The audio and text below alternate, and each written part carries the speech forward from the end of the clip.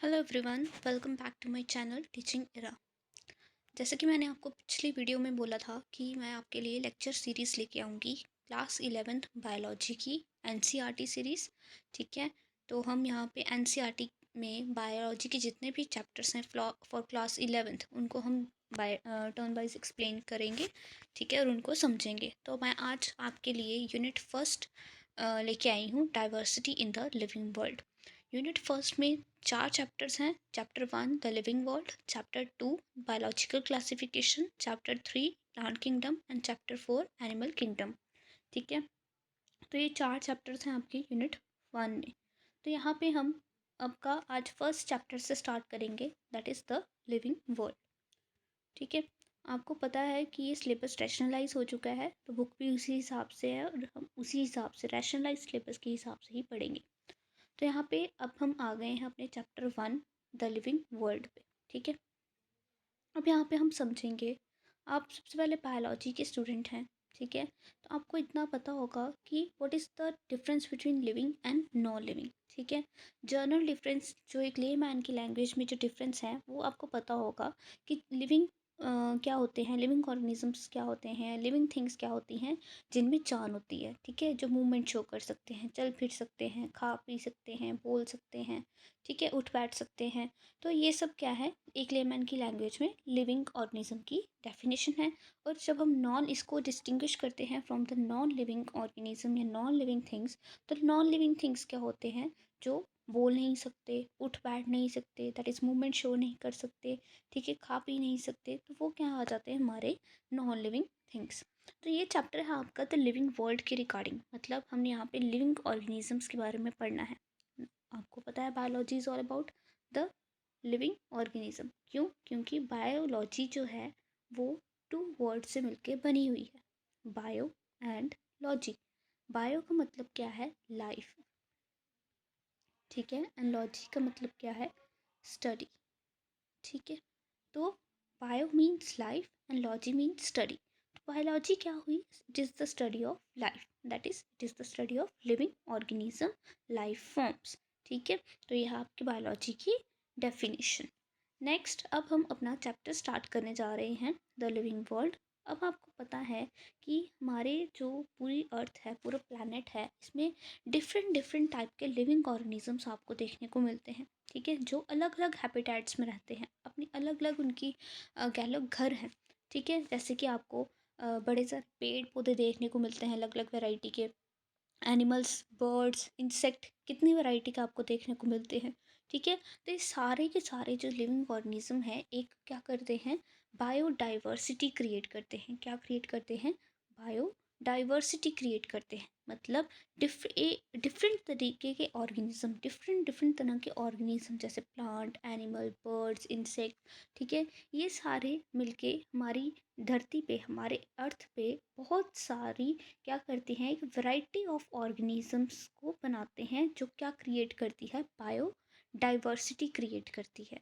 ठीक है, अब सो बायोडाइवर्सिटी क्या हुई, it is the number and type of organisms present on the earth. ठीक है, तो बायोडाइवर्सिटी का मीनिंग क्या हुआ कि ये क्या है कि हमारी अर्थ पे कितने टाइप ऑफ ऑर्गेनिजम्स हैं और उनका कितना नंबर है। ठीक है, तो वो क्या हुई, हमारी बायोडाइवर्सिटी।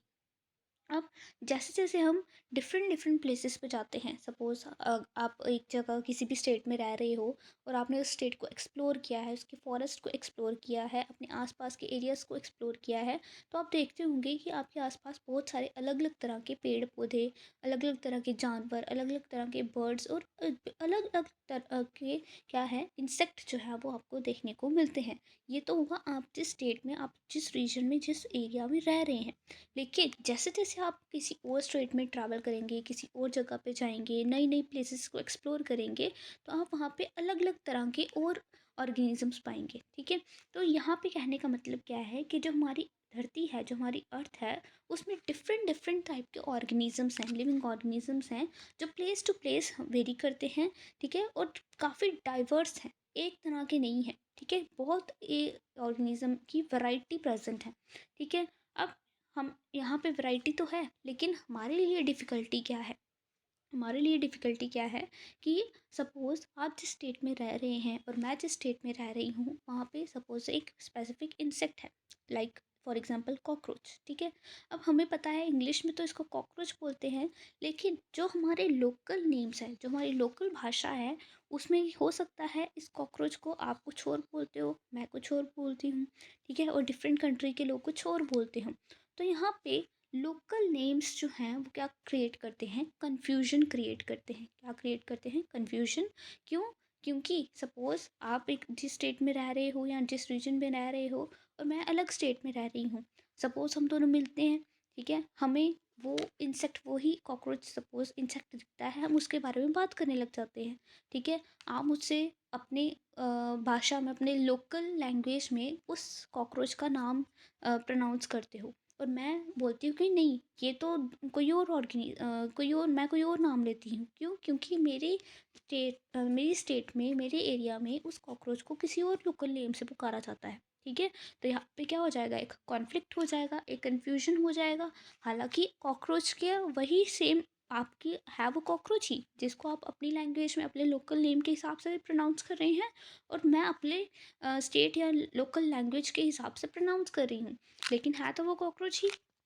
तो यहाँ पे क्या क्रिएट हो गई, कन्फ्यूजन क्रिएट हो गई। तो सपोज़ अगर हम साइंटिस्ट ने क्या करना हो, उस कॉकरोच के ऊपर स्टडी करनी हो, ठीक है, कुछ रिसर्च करनी हो, तो साइंटिस्ट भी तो कंफ्यूज हो जाएंगे ना, क्योंकि अलग अलग स्टेट के, अलग अलग रीजन के, अलग अलग कंट्री के साइंटिस्ट जो हैं, अगर उनको अपने लोकल नेम के हिसाब से उनके ऊपर स्टडी करने लगे और बाद में उस स्टडी को उन्होंने पब्लिश करना हो, तो क्या क्रिएट हो जाएगी, कन्फ्यूजन। किसी एक स्पेसिफिक नेम के स्पेसिफिक ऑर्गेनिज्म का नाम तो नहीं रह जाएगा, ठीक है? इसीलिए जो लिविंग ऑर्गेनिजम्स हैं उनका हम क्या करते हैं, साइंटिफिक वे में नेम देते हैं, ठीक है? उनको एक साइंटिफिक क्या देते हैं, नेम देते हैं। साइंटिफिक नेम क्या है, एक स्टैंडर्ड नेम होता है लिविंग ऑर्गेनिजम्स का, ठीक है? और जो कौन देते हैं, जो साइंटिस्ट जो हैं उन ऑर्गेनिजम्स को देते हैं, ठीक है?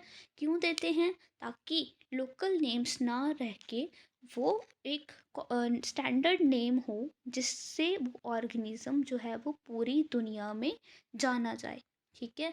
जब एक ही स्टैंडर्ड नेम से, एक ही साइंटिफिक नेम से वो ऑर्गेनिज्म पूरी दुनिया में जाना जाएगा, उसी नेम के ऊपर, ठीक है, उसी नेम से ही उसके हर एक कंट्री में क्या होगी, रिसर्च होगी, तो कन्फ्यूजन क्रिएट नहीं होगी, ठीक है? तो इसी नेमिंग ऑफ ऑर्गेनिज्म को हम क्या बोलते हैं, नोमेनक्लेचर बोलते हैं। क्या बोलते हैं? नोमेनक्लेचर, ठीक है? तो नोमेनक्लेचर क्या है? It is the naming of organism such that a particular organism is known by the same name all over the world, ठीक है? तो ये था आपका नोमेनक्लेचर की डेफिनेशन। नेक्स्ट, अब हम किसी को नाम कैसे दे पाते हैं, जब हमें उसके कैरेक्टरिस्टिक फीचर को पता हो, ठीक है? जब हमें उसके बारे में अच्छे से पता हो तभी हम उसको नाम दे पाते हैं। तो यहाँ पे नोमेनक्लेचर करने से पहले हमें उस ऑर्गेनिज्म की क्या करनी पड़ती है, आइडेंटिफिकेशन करनी पड़ती है, ठीक है? सपोज जैसे मैंने आपको एग्जांपल दी कॉकरोच की, ठीक है? सपोज मेरी स्टेट में कॉकरोच मैंने देखा हुआ है, मैंने उसके ऊपर काम करना है, ठीक है? और आपकी स्टेट में कॉकरोच है, आप उसको कुछ और बोलते हो, आप साइंटिस्ट हो, आपने भी उसके ऊपर काम करना है। हम दोनों ने काम किया, हमने दोनों ने देखा इसको कि ये ऐसे ऐसे इसके ये फीचर्स होते हैं, ये इसके करेक्टर्स होते हैं, तो हम इसको क्या बोल देते हैं, कॉकरोच बोल देते हैं, ठीक है? तो वही जिन फीचर्स के बेसिस पे हम उस ऑर्गेनिज्म को पहचान रहे हैं, तो वो प्रोसेस क्या है, वो प्रोसेस है आपका आइडेंटिफिकेशन, ठीक है? तो आइडेंटिफिकेशन क्या है, आइडेंटिफिकेशन क्या है, when organism is described correctly and we know to what organism the name is attached to, this is identification, ठीक है? जब हम उस ऑर्गेनिज्म को पूरा स्टडी करते हैं, उसको प्रॉपरली हम डिस्क्राइब कर सकते हैं। हम डिस्क्राइब कैसे कर सकते हैं, जब हम पहले उसके फीचर्स को पता लगा सकते हैं, फीचर्स को स्टडी कर सकते हैं कि हाँ, अगर इसकी 4 टांगे हैं, इसके 2 एंटीना हैं, ठीक है, ये फीचर्स हैं, तो हम इसको कॉकरोच बोलेंगे, तभी हम उसको आइडेंटिफाई कर सकते हैं और किसी और को बता सकते हैं, ठीक है? जब हमने एक कॉकरोच को आइडेंटिफाई कर लिया, तो हम वैसे ही दूसरे और कॉकरोचेस को भी आइडेंटिफाई कर सकते हैं, ठीक है? समझ आया? नेक्स्ट, अब आइडेंटिफिकेशन हो गया, फर्स्ट स्टेप क्या है, आइडेंटिफिकेशन। हम पहले उसको ऑर्गेनिज्म के करैक्टरिस्टिक फीचर को देखेंगे, उसके बेसिस पे हम उसको आइडेंटिफाई करेंगे। जब हमने आइडेंटिफाई कर लिया, आइडेंटिफाई करने के बाद हम क्या करेंगे, उसका नोमेनक्लेचर करेंगे। ठीक है, उसको नाम देंगे। ठीक है, नेक्स्ट। अब यहाँ पे जो साइंटिफिक नेम है वो ऐसे ही नहीं दिए जाते। ठीक है, जब भी किसी साइंटिस्ट ने किसी ऑर्गेनिज्म को कोई नाम देना होता है, वो ऐसे ही कोई भी सोच के नाम नहीं दे देते। ठीक है, उसका नाम देने के लिए प्रॉपर प्रिंसिपल्स होते हैं, कुछ क्राइटेरियाज होते हैं, कुछ रूल्स होते हैं, जिसको फॉलो करके जो साइंटिस्ट हैं वो एक ऑर्गेनिज्म को साइंटिफिक नेम देते हैं। ठीक है, ताकि उसी साइंटिफिक नेम से वो ऑर्गेनिज्म पूरे वर्ल्ड में जाना जाए। ठीक है, अब प्लांट्स को नेम देने के लिए और एनिमल्स को नेम देने के लिए अलग अलग क्राइटेरियाज होते हैं। ठीक है, जब हम प्लांट्स को नेम देते हैं, साइंटिफिक नेम देते हैं, तो हम किसको रेफ़र करते हैं, international code for botanical nomenclature. हम इसको रेफ़र करके, ICBN को रेफ़र करके हम प्लांट्स का नोमेनक्लेचर करते हैं। ठीक है, और जब हमने एनिमल्स को नाम देना होता है, तब हम किसको देखते हैं, international code of zoological nomenclature. ठीक है, तो ICZN जो है वो हम कब यूज़ करते हैं, जब हमने एनिमल्स को नेम करना होता है, एनिमल्स का नोमेनक्लेचर करना होता है। ठीक है, और जब हमने प्लांट्स को नोमेनक्लेचर करना होता है, तब हम क्या यूज़ करते हैं, international code for botanical nomenclature. ठीक है, इन्हीं दोनों ICBN और ICZN को के रूल्स एंड प्रिंसिपल्स को फॉलो करके हम प्लांट्स और एनिमल्स को क्या करते हैं, साइंटिफिक नेम देते हैं। ठीक है, अब जब हम नाम दे रहे हैं, तो नाम देने के लिए कुछ क्या होते हैं, रूल्स होते हैं, कैसे हम नाम देते हैं, कैसे साइंटिफिक नेम दिया जाता है। सपोज जैसे फॉर एग्जांपल आपका नाम है। ठीक है, आपका नाम है, सपोज कोई भी नाम है, जैसे कि तान्या शर्मा। ठीक है, सपोज़ ये कोई नाम है। ठीक है, अब यहाँ पे ये आपका जो है वो क्या है, प्रॉपर जो मेन नेम है आपका वो है, और ये आपकी क्या है, कास्ट है। ठीक है, तो इसके दो पार्ट्स हुए, आपके नाम के दो पार्ट्स हैं।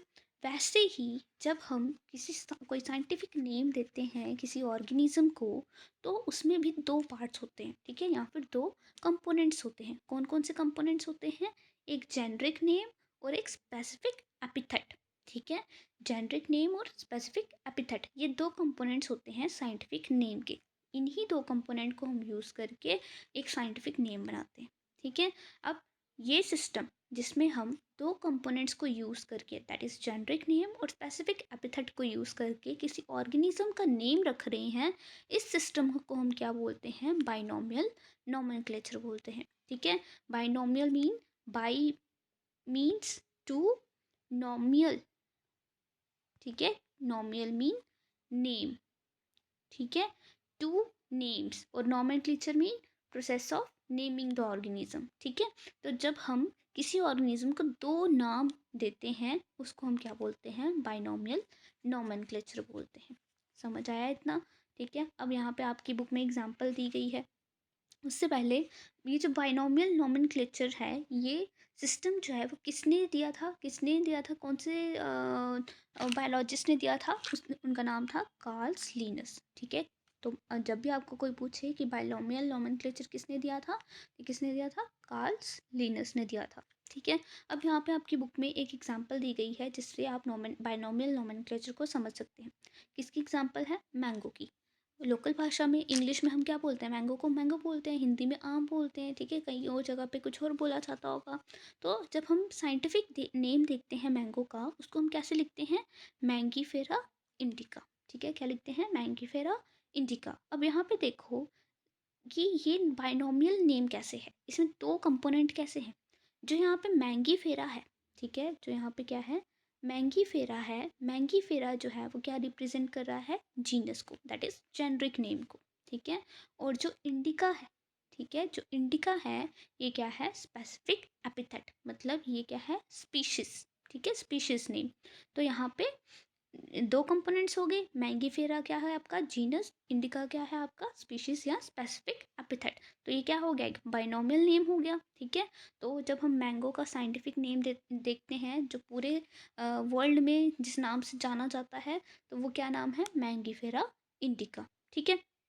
अब हम कुछ और रूल्स देख लेते हैं बाइनोमियल नोमेनक्लेचर के, ठीक है। और क्या रूल्स हैं जब हम किसी को ऑर्गेनिज्म को नोमेनक्लेचर करते हैं, उसको नेमिंग करते हैं, तो और हम क्या क्या रूल्स फॉलो करते हैं। सबसे पहले देखो, biological names are generally in Latin and written in italics. They are Latinized और derived from Latin respective of their origin, ठीक है।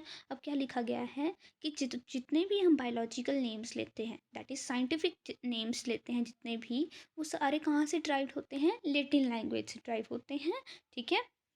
चाहे उनका ओरिजिन कहीं से भी हुआ हो। और हम उसको किस में लिखते हैं, किस फॉन्ट में लिखते हैं, इटैलिक्स में, ठीक है। किस फॉर्म में लिखते हैं, इटैलिक्स में लिखते हैं, जैसे कि मैंगीफेरा इंडिका लिखा गया है, ठीक है।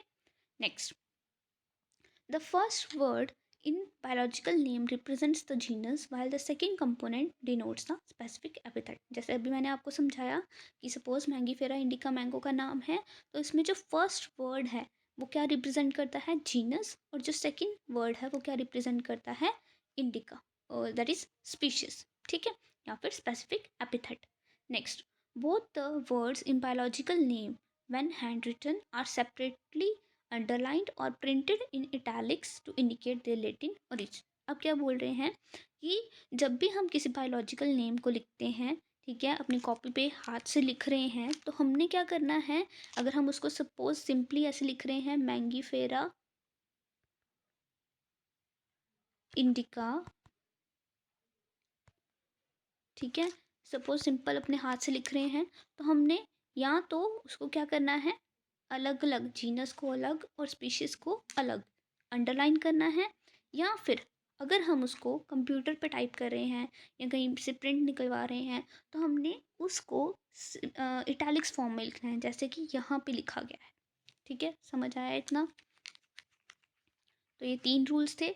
नेक्स्ट अब हम देखते हैं, नेक्स्ट क्या लिखा गया है, the first word denoting the genus starts with the capital letter while the specific epithet starts with the small letter, ठीक है। तो अब नेक्स्ट रूल क्या है कि जब भी हमने कोई बायोलॉजिकल नेम या साइंटिफिक नेम लिखना है, तो उसमें जो फर्स्ट वर्ड है जीनस का, मैंगीफेरा इंडिका है ना, मैंगीफेरा क्या है, जीनस, तो जीनस का जो फर्स्ट लेटर होगा, ठीक है, जो फर्स्ट लेटर होगा वो कैसा होगा, हमेशा कैपिटल होगा, और जो स्पीशीज़ है उसका फर्स्ट लेटर हमेशा क्या होगा, स्मॉल लेटर। जैसे कि यहाँ पे मैंगीफेरा इंडिका में, मैंगीफेरा क्या है, जीनस, इसका एम क्या है, कैपिटल, ठीक है, और इंडिका क्या है, स्पीशीज, इसका आई क्या है, स्मॉल, ठीक है। समझ आया।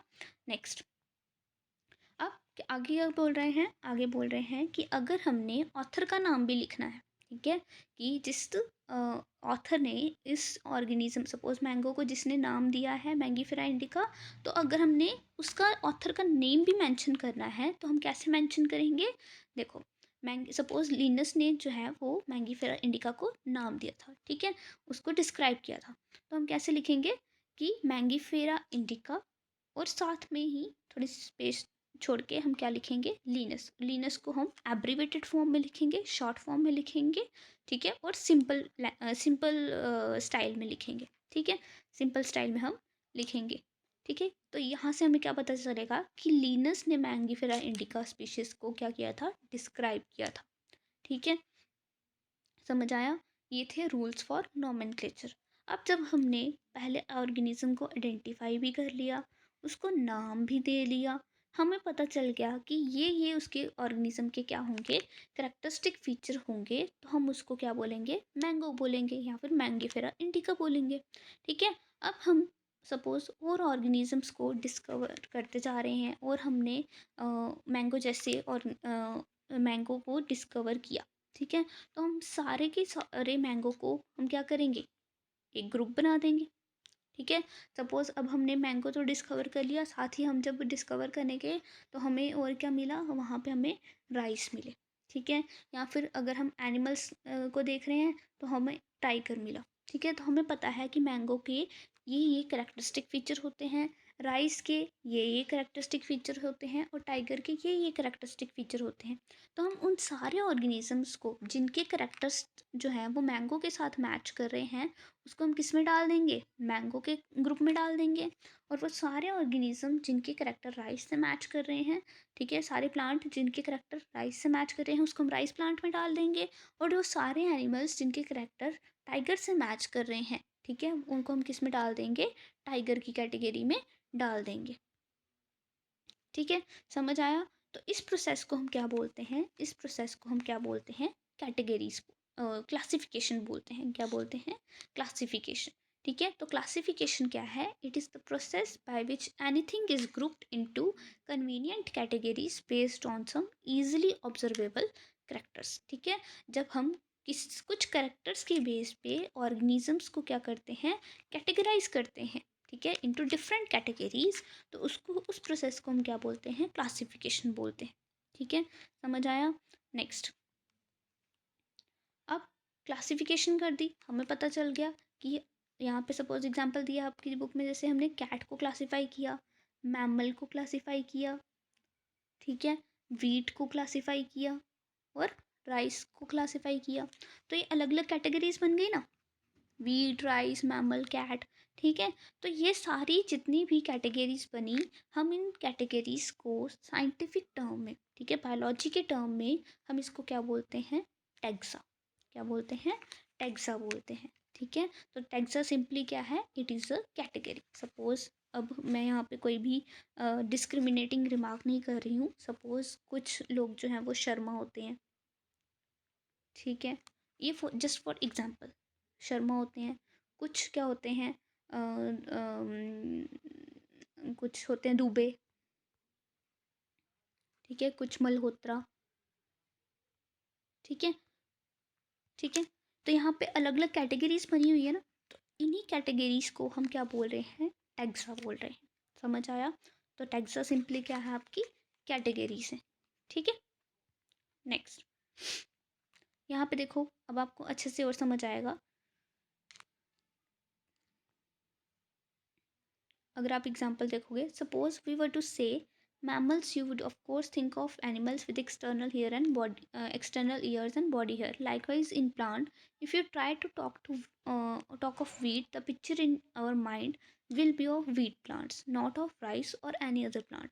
Hence all these dogs, cat, mammal, wheat, rice and plant animals, etc., are convenient categories we use to study organism. The scientific term for these categories is taxa. So here you must recognize that taxa can indicate categories at very different levels. अब हम plants को जब बोल रहे हैं तो वो भी प्लांट्स में सारे प्लांट्स आ गए, तो वो उसने टैक्सा बना दिया। अब हम वीट बोल रहे हैं तो वीट की जितनी भी वैरायटीज़ होंगी वो सारी वीट में आ जाएंगी, कॉमन टर्म। ठीक है, तो वो कैटेगरी किसकी बन गई, वीट की बन गई। वो टैक्सा किसका बन गया, वीट का बन गया। अब एनिमल्स अगर हम बोल रहे हैं, जितने भी एनिमल्स हैं वो सारे एनिमल्स की कैटेगरी में आ गए, तो वो क्या हो गया, एनिमल एक टैक्सा हो गया। ठीक है, जब हम मैमल्स की बात कर रहे हैं तो जितने भी मैमल्स हैं जिनकी बॉडी पे हेयर्स होते हैं, ठीक है, ये वो जो भी मैमल्स के करेक्टर्स होते हैं वो सारे की सारी कैटेगरी, वो टैक्सा किसका बन गया, मैमल का बन गया। तो टैक्सा क्या है, सिंपली एक कैटेगरी है। ठीक है, आई होप आपको समझ आया होगा। नेक्स्ट, आगे बढ़ते हैं। ठीक है, अब टेक्सोनोमी टर्म है। टेक्सोनोमी क्या है, based on characteristics all living organisms can be classified into different taxa. This process of classification is known as taxonomy. ठीक है, अब हम पहले क्या कर रहे थे, पहले हम सिंपली क्लासिफिकेशन कर रहे थे। पहले हम सिंपली क्या कर रहे थे, क्लासिफिकेशन कर रहे थे। ठीक है, तो क्लासिफिकेशन में हम क्या कर रहे थे कि जो सिमिलर सिमिलर करेक्टर्स वाले ऑर्गेनिज्म हैं उनको हम एक कैटेगरी में डाल रहे थे। ठीक है, लेकिन टेक्सोनॉमी में हम क्या कर रहे हैं, जितने भी ऑर्गेनिज्म हैं, ठीक है, जितने भी लिविंग ऑर्गेनिज्म हैं उसको हम डिफरेंट कैटेगरीज में डिवाइड कर, डिफरेंट टैक्सा बना रहे हैं उसके। सपोज हम क्या बोल रहे हैं कि सपोज हमने जैसे बोला था कि मैंगो के साथ जितने भी प्लांट रिलेट करते हैं, जिनमें सारे भी मैंगो की क्या है, करेक्टरिस्टिक्स हैं, उसको हम किस में डाल रहे हैं, मैंगो में डाल रहे हैं। ठीक है, समझ आया। नेक्स्ट, ये होगी आपकी क्लासिफिकेशन होगी। ठीक है, अब यहाँ पे मैंगो में भी अलग अलग तरह की वैरायटीज़ होंगी। ठीक है, अलग अलग तरह की वेराइटीज़ होंगी, कुछ दशहरी आम होते हैं, कुछ ठीक है, कुछ तोता आम होते हैं। तो ये अब दो तरह की इसमें भी वैरायटी बन गई, दशहरी एंड तोता आम। ठीक है, तो यहाँ पे दो तरह की वैरायटी बन गई आपकी। तो यहाँ पे अगेन हम उसको क्या कर रहे हैं, क्या फर्दर क्या कर रहे हैं, उसकी स्पेसिफिक करेक्टर्स के बेसिस पे मैंगो के बीच में भी हम दशहरी एंड तोता आम में क्या कर रहे हैं, क्लासिफिकेशन कर रहे हैं। ठीक है, उनकी भी हम अलग से कैटेगरीज बना रहे हैं। तो इस प्रोसेस को हम क्या बोलेंगे, टेक्सोनमी बोलेंगे। ठीक है, इस प्रोसेस को हम क्या बोलेंगे, टेक्सोनमी बोलेंगे। तो यहाँ पे हम क्या कर रहे हैं, external and internal structure along with the structure of cell development process in ecological information of organism are essential for the and form the modern basis of taxonomic study। ठीक है, तो टेक्सोनमिक स्टडी में हम क्या कर रहे हैं, उसको डीपर लेवल पे उसके करेक्टर स्टडी कर रहे हैं और उसकी फर्दर कैटेगराइजेशन कर रहे हैं, फर्दर क्लासिफिकेशन कर रहे हैं। ठीक है, तो टेक्सोनमी भी क्या है, एक तरह की क्लासिफिकेशन है, लेकिन classification on the deeper level, जिसमें हम और भी डिटेल्ड इंफॉर्मेशन करेक्टर्स को हम लेते हैं। ठीक है, इंक्लूड करते हैं। क्लासिफिकेशन में हम क्या कर रहे थे, हम इजीली ऑब्जर्वेबल करेक्टर्स को हम लेके उनको क्लासिफाई कर रहे थे, ऑर्गेनिजम्स को, है ना। देखो जिसमें मैं आपको बताऊं,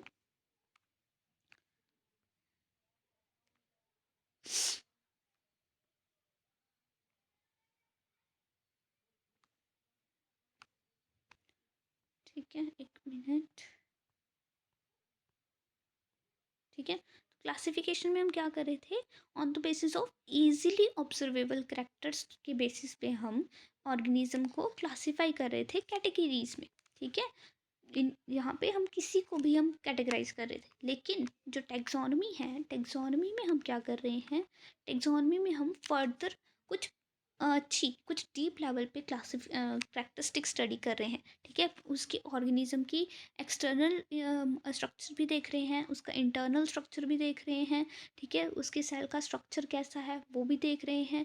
ठीक है, तो हम ऑर्गेनिज्म की फिजियोलॉजी, मॉर्फोलॉजी और एनाटॉमी को, ठीक है, इन तीनों चीज़ों को लेके, ठीक है, और उसकी इकोलॉजिकल इंफॉर्मेशन को लेके कि ऑर्गेनिज्म किस टाइप के हैबिटेट में रह रहा है, पानी में रह रहा है, ज़मीन में रह रहा है, मार्शी एरियाज में रह रहा है, इन सब करेक्टरिस्टिक्स को लेके, डीपर करेक्टरिस्टिक्स को लेके हम उस ऑर्गेनिज्म को फर्दर क्या कर रहे हैं, क्लासीफाई कर रहे हैं।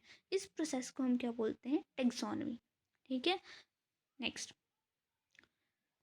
यहाँ पे पढ़ो। Hence characterisation, identification, classification and nomenclature are the processes that are basic to taxonomy।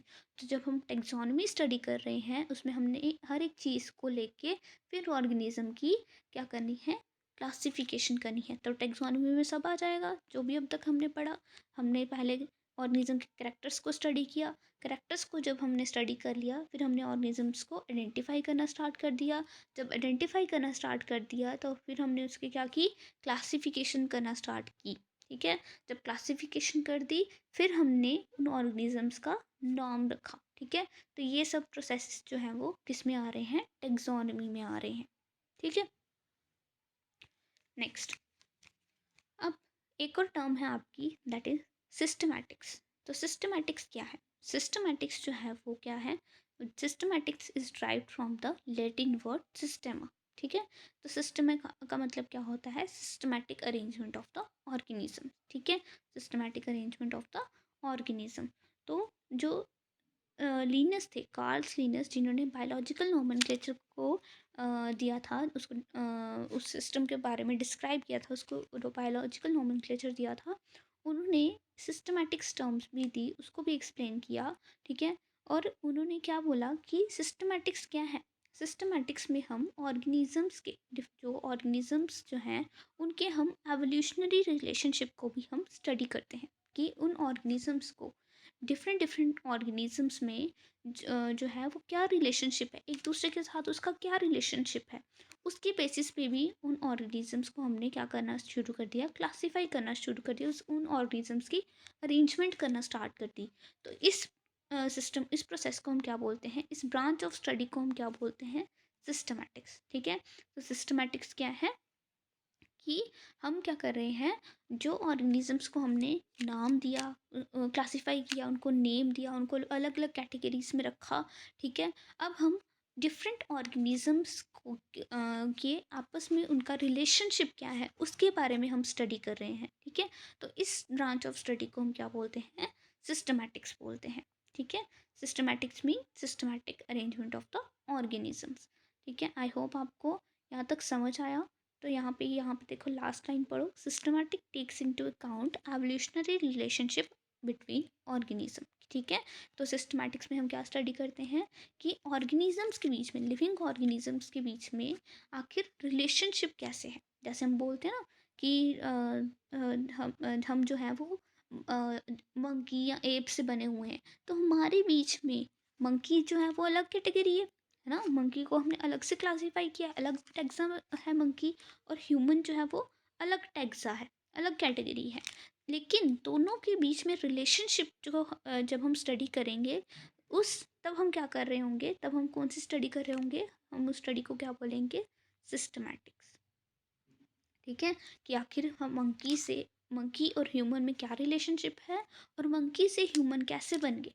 तो जब हम इसके बारे में स्टडी कर रहे होंगे, तो इस स्टडी को हम क्या बोलेंगे, सिस्टमैटिक्स, ठीक है। क्या बोलेंगे, सिस्टमैटिक्स बोलेंगे, ठीक है। तो आई होप यहाँ तक आपको समझ आया हो। तो आज हम यहीं तक रखते हैं, बाकी हम आगे कंटिन्यू करेंगे अपनी नेक्स्ट वीडियो में। तो thank you and have a nice day. I hope आपको लेक्चर समझ आया हो। लेक्चर समझ आया हो तो आप सब प्लीज़ नीचे कमेंट करके मुझे बताइए, ताकि मैं आपके लिए और नए लेक्चर्स जो हैं वो लेके आऊँ। Thank you and have a nice day.